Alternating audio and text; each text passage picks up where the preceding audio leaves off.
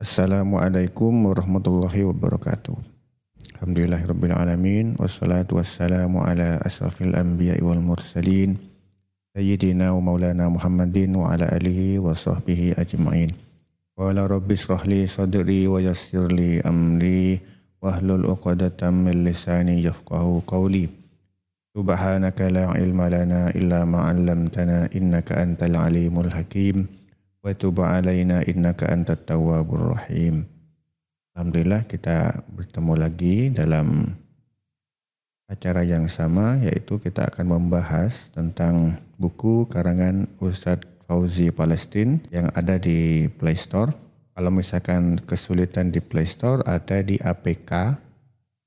Misalkan mencari di Google APK Ustadz Fauzi Palestine. Nah, di situ bisa di-download. Judulnya Menggapai Cinta Allah, Perspektif Aswaja. Nah, kita sekarang membahas tentang Maulid Nabi, antara esensi dan tradisi. Kalau di bukunya ada di halaman 24. Oke, kita sekarang menuju ke halaman 24. Oke, saya bacakan. Islam dibangun berdasarkan pendekatan-pendekatan kultural yang di dalamnya tidak lepas dari tradisi-tradisi kemasyarakatan. Ada tradisi yang memang realisasi dari suatu agama yang kemudian menjadi tradisi sosial. Ada pula tradisi berdasarkan kesepakatan masyarakat yang kemudian menjadi suatu tradisi yang dapat dibenarkan secara syara. Karena memang dari sisi teknis tidak bertentangan dengan agama Islam. Tradisi yang kedua inilah yang sering mendapatkan kecaman bid'ah sayyi'ah dari kelompok-kelompok tertentu. Wahabi Salafi lah kasarnya seperti itu. Padahal Al-Imam Ibnu Muflih Al-Hambali, ini panutan utama ulama Wahabi ya, itu mengutip dalam kitabnya Al-Adab Al-Syar'iyyah, juz 2 halaman 47 dari Ibnu Aqil Al-Hambali tentang adanya anjuran agar tidak meninggalkan tradisi masyarakat selama tradisi tersebut tidak haram. Berbicara masalah tradisi Maulid Nabi adalah tradisi yang paling mulia dari sekian tradisi-tradisi yang ada, karena yang menjadi simbol tradisi adalah Nabi Muhammad SAW. Setiap memasuki bulan Rabiul Awal, umat Islam disibukkan dengan melakukan peringatan Maulid Nabi, baik dalam lingkup yang sederhana maupun yang lebih besar. Tradisi ini mengakar di tengah-tengah masyarakat sebagai wujud syukur dan mahabbah yang mendalam kepada Nabi Muhammad yang menjadi rahmat bagi seluruh alam.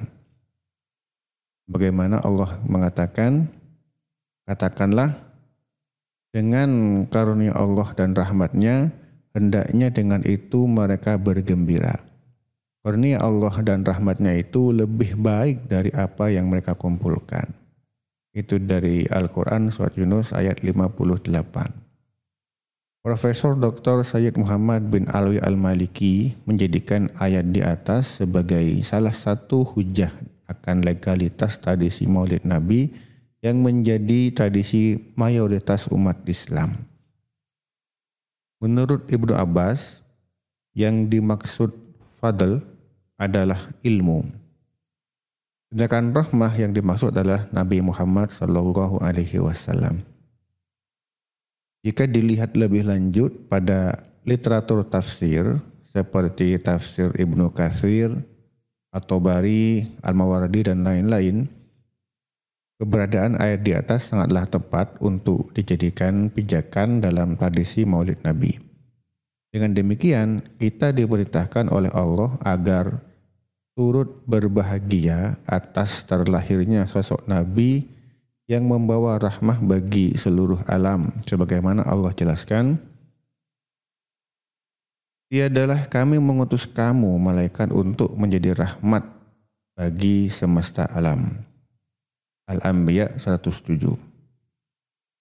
Di dalam kitab I'anatut Thalibin, sejarah mencatat bahwa tradisi perayaan Maulid Nabi ini menjadi agenda tahunan yang dipelopori oleh Raja Al-Muzaffar Abu Sa'ad, Raja Ibril Baghdad, dengan memerintahkan kepada rakyatnya untuk bersama-sama melakukan aktivitas-aktivitas kebaikan seperti membaca Al-Quran, membaca sejarah ringkas kehidupan Nabi, melantunkan sholawat. Tak jarang pula bagi yang mempunyai harta lebih untuk melakukan santunan fuqara dan masakin. Semua itu dilakukan sebagai bentuk rasa mahabbah kepada baginda Nabi Muhammad SAW. Ini tertulis di Al-Malibari Juz 2 halaman 364. Imam Jalaluddin As-Suyuti pernah menjawab polemik tentang perayaan Maulid Nabi Muhammad SAW. Di dalam Al-Hawi Lifatawi, beliau menjelaskan ada sebuah pertanyaan tentang perayaan Maulid Nabi SAW pada bulan Rabiul Awal. Bagaimana hukumnya menurut syara? Apakah terpuji atau tercela? Dan apakah orang yang melakukannya diberi pahala atau tidak? Nah, ini pertanyaan ini. Beliau menjawab, jawabannya menurut saya bahwa semula perayaan Maulid Nabi SAW, yaitu manusia berkumpul, membaca Al-Quran dan kisah-kisah teladan Nabi SAW sejak kelahirannya sampai perjalanan kehidupannya, kemudian menghidangkan makanan yang dinikmati bersama. Setelah itu mereka pulang. Hanya itu yang dilakukan, tidak lebih. Semua itu termasuk bid'ah hasanah. Orang yang melakukannya diberi pahala karena mengagungkan derajat Nabi Muhammad SAW, menampakkan sukacita dan kegembiraan atas kelahiran Nabi Muhammad SAW yang mulia. Ini tertulis di Al-Hawi Li Al-Fatawi Juz 1 halaman 251 sampai 252.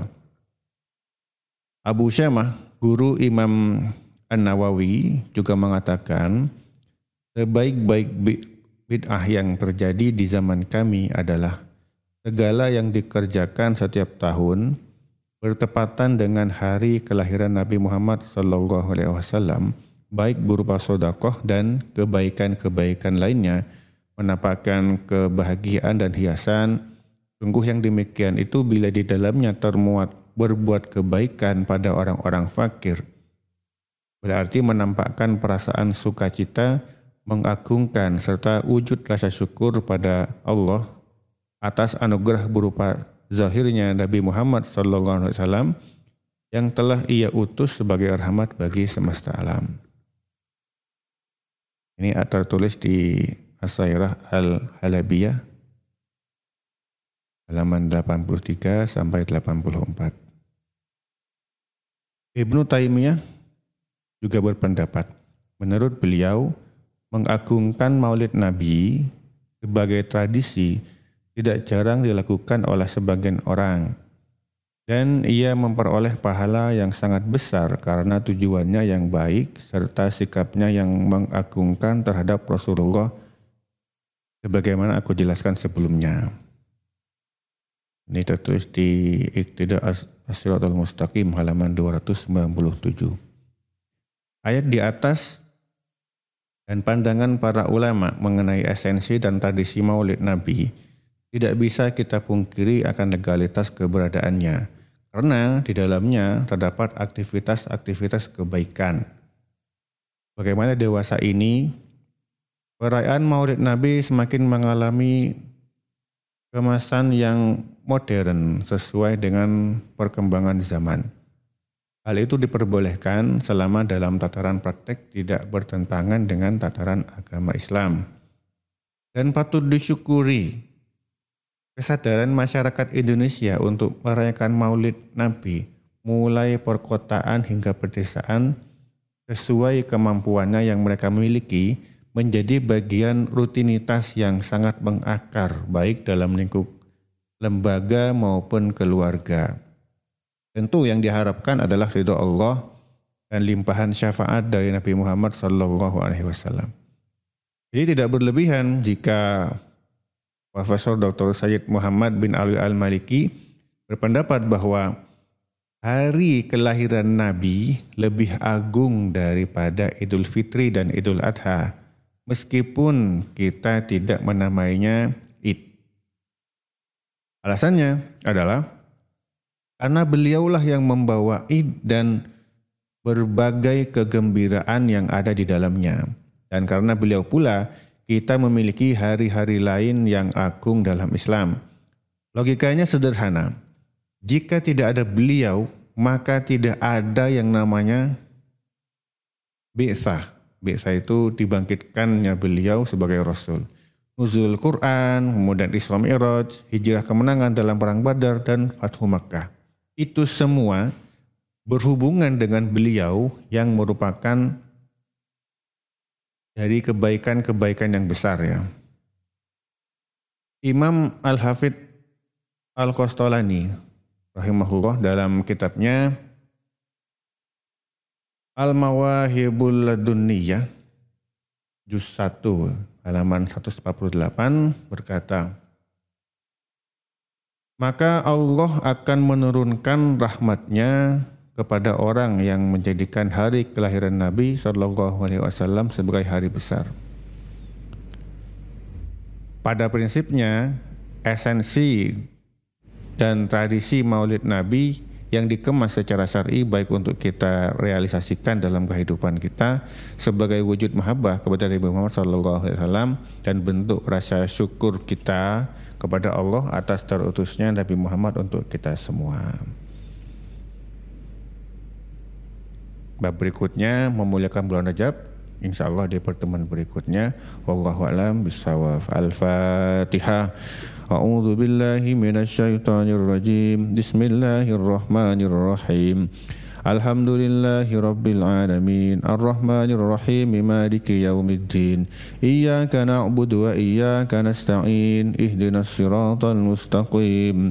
Siratal ladzina an'amta 'alaihim ghairil maghdubi 'alaihim waladdallin. Amin. Ihdinas siratal mustaqim. Wal afu minkum. Wassalamualaikum warahmatullahi wabarakatuh.